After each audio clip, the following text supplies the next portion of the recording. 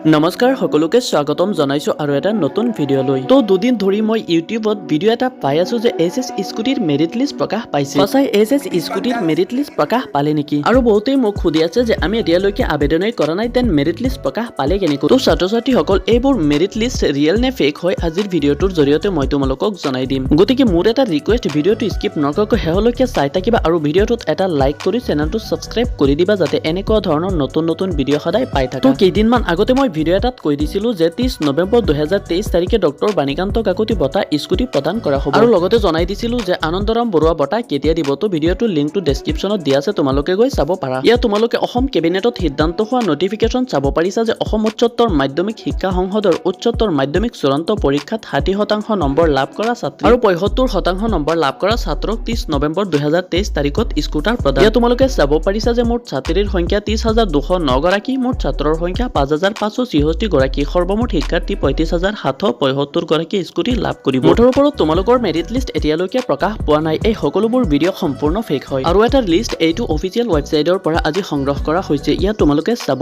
পাৰিছা যে merit list release date 13 November 2023 আৰু একেবাৰে তলত চাব পাৰিছা যে merit list status no release অৰ্থাৎ এতিয়ালৈকে কোনো মেৰিট লিষ্ট প্ৰকাশ পোৱা নাই